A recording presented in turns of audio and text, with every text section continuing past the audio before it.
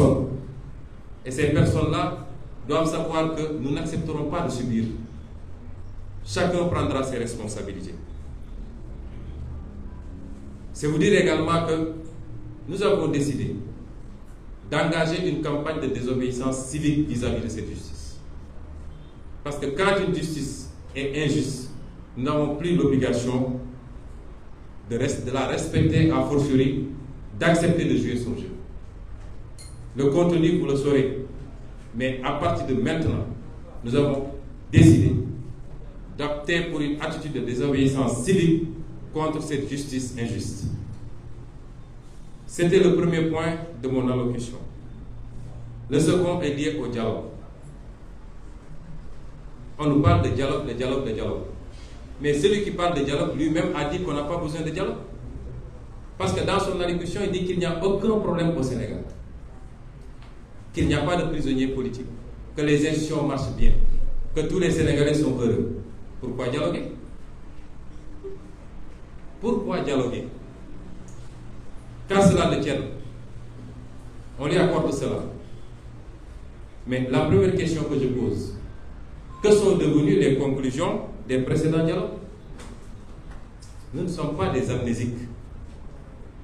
Il y a le dialogue de 2016 qui s'était conclu le 28 mai 2016. Et Macky Sall avait décrété cette date, journée nationale du dialogue. Le dialogue de 2016. Et ces concertations devaient porter sur des questions d'intérêt national qui impliquaient le pouvoir, les acteurs politiques et la société civile.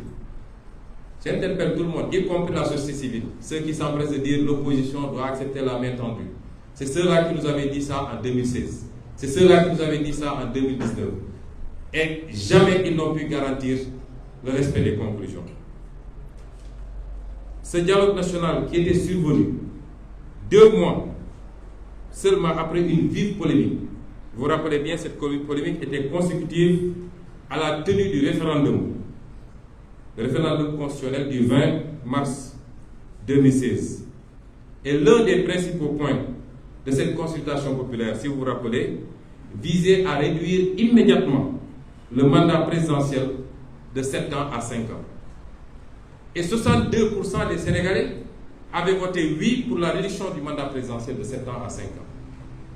Macky Sall se retourne pour donner le dossier au Conseil constitutionnel. Et revenu dire, le Conseil constitutionnel a dit non, je ne dois pas diminuer mon mandat. 62% des Sénégalais vous disent, nous sommes d'accord, il faut diminuer.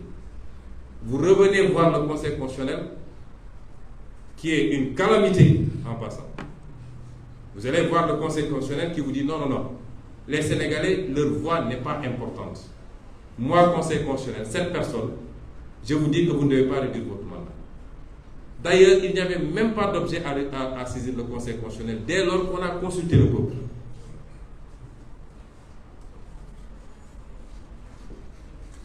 Alors, le second dialogue, c'est le dialogue qui s'est déroulé du mois de mai 2019 au mois de juin 2021, qui a connu une pause à cause de l'épidémie, la pandémie du Covid, dirigé par M. Famara Ibrahima Sagna, mais dont le pan le plus important était dirigé par Feu Général Niang.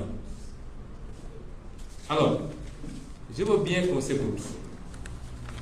Qu'est-ce qui avait été demandé par l'opposition à l'époque? 1. La suppression du parrainage, à défaut de le réformer pour le conformer aux standards de démocratie. Instaurer le bulletin unique pour combattre la corruption électorale et rationaliser les dépenses publiques liées à l'organisation des élections. Instaurer un financement public des partis politiques pour plus de transparence et pour éviter qu'il soit la porte ouverte à des puissances étrangères. Modifier le code électoral dans le sens de permettre l'accès et le contrôle permanent du fichier électoral par la classe politique.